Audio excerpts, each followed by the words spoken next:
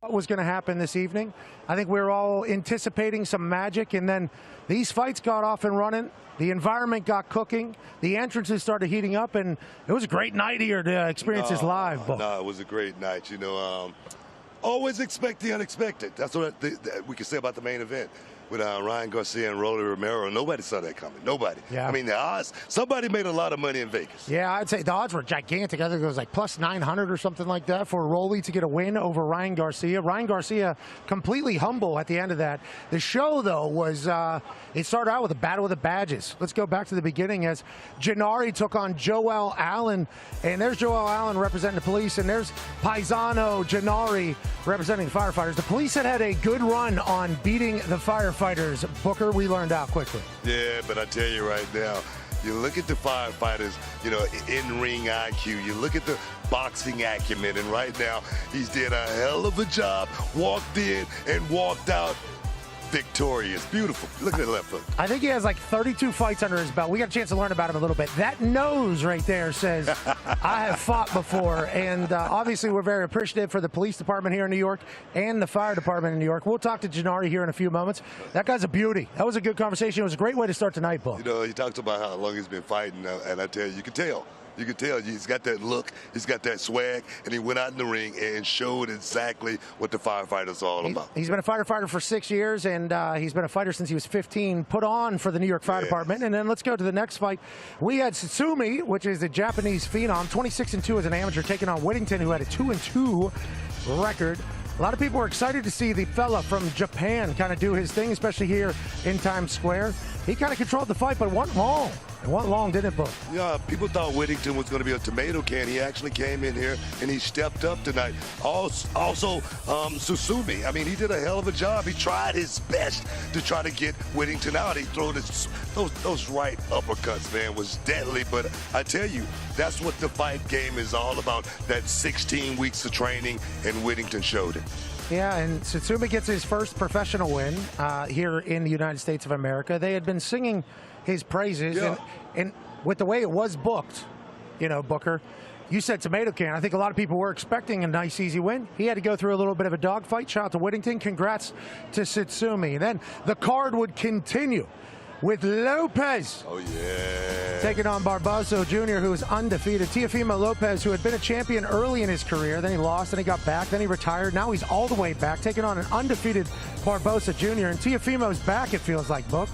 I mean, Teofimo looks sharp tonight. I must say, go back to the big win over Vasily Lomachenko. He actually had that same feel, that same swag, so elusive in this fight. And I tell you, he brought the offense as well. He wasn't shy away from taking a shot or anything like that after being beat.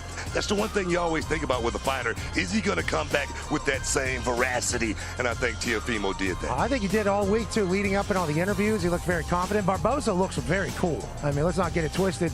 I appreciated Teofimo's speech afterwards, too. He said, if you have a dream, chase it, man. Just keep going after it. Obviously, he's been through some stuff in his life, in his boxing career. Now back on top in Times Square. I think we're all pretty pumped up for Teofimo. Oh, man, the boxing game is rough, man. You talk about PTSD. I mean, I think it's really real. With these fighters, they have to actually get up for that fight every single time.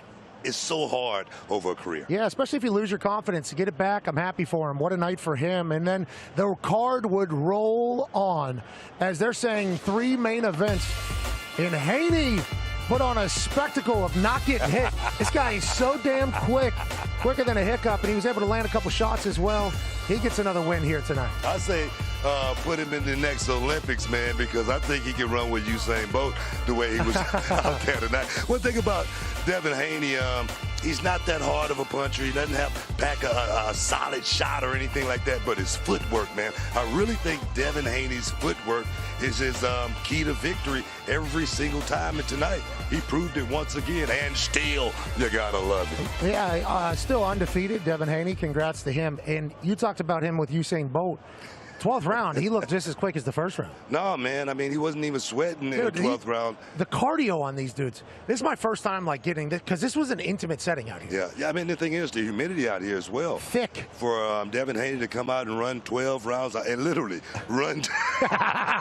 He did. That guy was in control. I mean, Haney was not in control at all. He was kind of just dodging, weaving, landing shots. I think that's boxing, precision boxing. Obviously, congrats to him on getting a win. But getting up close and personal, getting to watch this, the conditioning, the cardio, the amount of shots, and you talked about the humidity. It was thick out here, and it was dead air because of the fencing here. Yeah. So, I mean, it was tough. I would have been...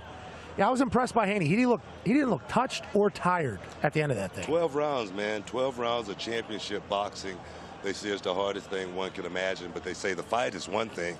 But like I say, that's 16 weeks of training. Yeah. That's where you lose the fight or actually win the fight, and that might be what we'd be talking about here in the main event. Yeah, what you do in the dark comes to the light. Yes. Now, Rolly Romero had a hell of a camp, we would assume, because what an upset.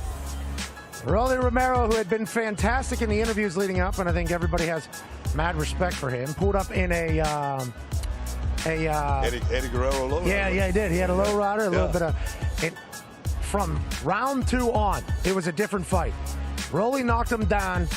Garcia felt the power, and from that moment right there on, it was a much different fight. Like Eddie Guerrero, he looked like Poppy. He looked like Poppy tonight in this matchup. The thing is, Rolly, when he came in, he had a look in his eye, and I was wondering exactly what that look was all about. Was he worried a little bit? But I don't think so. I think he was more focused than anything tonight, more focused than I've ever seen Rolly Romero in this fight. And the thing is, he needed to be focused, always coming in with hard shots, but tonight, he was a thinker. His fight IQ was definitely on point. Boxer, puncher, great action. 12 rounds, Rolly Romero with Ryan Garcia. And Ryan Garcia afterwards was very humble. He congratulated Rolly, said he's going to have to go back to the drawing board. Literally, from the knockdown on, Rolly won that fight. We didn't know if the judges were going to give Rolly the fight. Like honestly, with how big Garcia is, he's the main event. That's the reason why it is the main event. You thought Rolly won the fight, like, pretty clearly from watching it. Didn't know if it was going to go that way because boxing, you know, like that. Got to give Rolly a lot of credit, I mean, because he came out and established himself immediately with that knockdown early. And I think from that point on, I think Ryan Garcia was apprehensive. He was, you know, he was gunshot.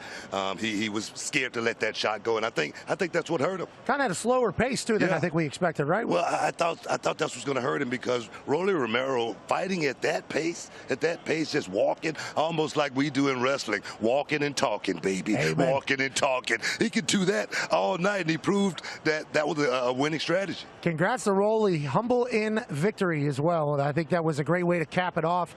A massive upset to wrap up this Fatal Fury City of the Wolves once in a lifetime fighting event here at Times Square, brought to you by the Ring magazine. I would say social media said that this was a successful evening. We were kind of tracking it on our phones while we were here. 4 of the top 5 trends, I do believe, at one point were either Devin Haney, Garcia Romero, and Fatal Fury. We had to pull this before the Garcia Romero fight ended. We assume that is going bananas as well because of how big of an upset it was. Fatal Fury City of the Wolves available now. Hashtag Fatal Fury trending. Obviously good for all parties there, especially if you're a gamer like Booker. Booker said he's going to jump into Fatal Fury here, but I think I think they would say that's a successful evening if you were to judge the way the social folks were chit-chatting about it. And then some of the just scenes that we had here, because we're in the middle of Times Square, were epic and legendary. Here's a tweet from Boxing Orbit showcasing the construction workers that were able to stand up over top and look down on Teofimo getting a win over the undefeated Arnold Barboza. It felt special tonight, you know. What a sight. That's a beautiful, beautiful sight. A lot of scenes that you could never expect or to see, you know. And whenever you hear there's a fight in Times Square, you wonder what it's going to be like. And it's like you got construction workers taking a break. Thank you for their service building this place up, but also get a chance to watch some elite fighting as Times Square is reopening up to society as opposed to just fight fans. Welcome back here to the desk. I'm Pat McAfee. This is Booker T. He's a two-time Hall of Famer. There it is. Still got the spinneroonie too, I learned. And joining us, ladies and gentlemen, a man who started this evening with a dub over the police department. Give me some, my guy Janari. How you doing, pal? I'm feeling great. You know, just living in the moment right now. This is surreal. to say the least. Yeah, well, we got a chance to chit-chat with you down there. You've been boxing since you were 15. You've been a firefighter for 6 years. Yes, sir. You got asked about this fight how long ago? 2 weeks ago. Okay, is that how it normally works? Fill us in on how this works. Like, no, usually you have a little bit more time, maybe a month and a half, where you could really focus in, hone in on the training. But you never know. Sometimes it'll be a week, 2 weeks. Most people say no if it's 2 weeks, but I like to fight, so it doesn't matter. You tell me 2 days in advance, I'll be ready. I keep myself in shape. So thank God you signed up for this. What a moment! What a scene! Man. You're from Staten Island. You live in the city now. Obviously, you just got a big time dub. What was tonight like for you walking into this? So, as I was walking into the ring and I see Snoop Dogg and I see Mike Tyson and, you know, all the star power, I don't even think I was able to fathom before I took this fight what this was going to be, and it kind of all hit me as I was making my entrance. So I'll just say it was bigger than I would have ever imagined. 15 years old, I'm sure you've come into the city so many times. But can you imagine coming to the city, being here in this moment? I remember my first WrestleMania moment in front of 70,000 people. My knees were shaking, butterflies all over the place, having to get those butterflies to line up and fly straight. How did you get those butterflies to line up and fly straight before you walked out there? You know what? It just starts with breathing. I just remember to breathe. Don't forget to breathe, because sometimes you forget to breathe, and that's when the panic sets in. But you just keep breathing, and you know you take it in, and you realize, like, wow, this is history. Yeah. This is you're a part of history right now. I'm sure it's the same with WrestleMania. You just gotta roll with the punches, you know, as like no pun intended. I like that. Yeah, your nose does, obviously. Taking a few of those. We watched you walk in here. I was up on the set with Mike Tyson and Kate Scott. Joel Allen, who was representing the police department, once again, we appreciate his service. He was introduced first, and he just walked by. He was, like, locked in. And I was sitting up here. I was like, oh, interesting. Okay, this is his walk. You came up here, big smiles. You looked over at one point, and you said, oh, my God, Mike Tyson, I think. Yeah. And it felt like, whenever you talk about directing butterflies, it felt like you had a very loose kind of feel going into this fight. Yeah. I talked about this earlier. This is your 32nd fight or 31st fight? 32nd fight, yes, sir. Okay, so you just box full-time and you're a firefighter full-time? How's that work? Well, I'm a firefighter full-time. I box. Boxing is my passion. I feel like every man has to have a profession and a passion. So boxing just so happens to be my passion. But I do treat it like a career in itself. But make no mistake, firefighting is my full-time career. Okay, so the cops have had a lot of dubs, right? They do. They get a lot of the close decisions, I will say. What does that mean? What do you mean by that? All respect to them. They definitely they got a good boxing team. They got a good program. The Cops and Kids Foundation. They have city-funded gyms and great trainers, great sparring, and all respect to Joel, my opponent, and anybody that sets in the ring, whether you're a cop, fireman, or just somebody that loves to fight. No corruption or anything like that, though, right? Yeah, well, he said they always get the I don't want to get it. It seems like you're trying to hold back a little bit. I don't want to get a summons in the mail or anything like that. Because they got that as well. How does it feel, having something that no one can ever take away from you this moment? How did that feel? I know it hadn't sank in yet, but just give me a summation. Just a little bit. You know what it feels like? It's like a dream. Right now, it feels like a dream. It feels like I haven't woken up. Yeah, pinch me, man, because it doesn't feel like reality. I feel like I'm just on cloud 9. What would the celebration be like back at the department? What would it be like? Will everybody else cook for you? Will they bust your balls? Will there be shit talk? Yeah, they'll probably break my balls more than. They make me work the force overtime and all that. Oh, you think you're a celebrity now, blah, blah, blah. But no, they'll be great. It's, I was glad. I'm so happy to represent them. My firehouse was here representing the fight, and they gave me a little extra motivation. I seen them in all their Class A uniforms, and that was, it was just as exciting to see them as it was to see Mike Tyson, and Snoop Dogg, and, it'll be fun. It'll be fun to see them. I can't wait for work. I have work tomorrow, and I'm excited to see. Well, thank you for your service, brother. Excited to see what they have to say in the morning. Thank you for your commitment for our entertainment tonight. Thank you for your commitment to serve the city that you are from. And my uncle was a firefighter. I told you this earlier. Same with my cousin. So many holidays, kind of gone from the family, hanging out at the department, running towards something that everybody's running away from. We appreciate the hell out of you, man. And that nose. I'll get it fixed after I stop. I think it's an indicator that you're tough. I think it's an indicator that you're willing to take a fight on 2 weeks' notice. And I think it's an indicator that you're willing to get a dub for the fire department for the first time, long time over the cops. Are they the only people you guys fight? No. So actually, on June 13th, under the stars on the beach in Rockaway, we're taking on the Irish Garda, and all the money from that event is going to go to the Tunnel to Towers Foundation, which is it helps give homes to homeless veterans and first responders that get injured on the job. That's an annual event. We fight every year. We fight a different department from all over the world. So this year we're fighting Ireland, and we know that they're tough. We fought them before, and like the cops, they seem to get a lot of the decisions, but I think they deserve it more than they do. Oh, I like that. I respect that Paisan. The Irish Paisan battle has been going on for a long time in this city.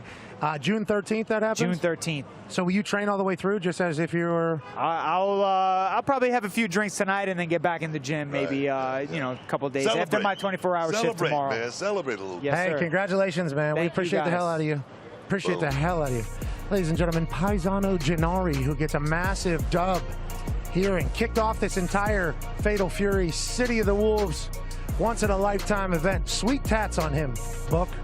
Yes, indeed. Now, hell of a job, James, man, for the fire department went out there and beat the hell out the cops, man. Whoa. It was a decision. Obviously, Times Square is alive, as it will always be. It was interesting kind of watching this all come together. You know, from the building, I was here earlier today, from building it all up to the truck, like, shout out to DAZN for pulling this off. Shout out to the Ring for being behind this. Shout out to Turkey El Sheikh, who stopped by, obviously. Yes. Shout out to the Crown Prince. God bless him. Yes, indeed.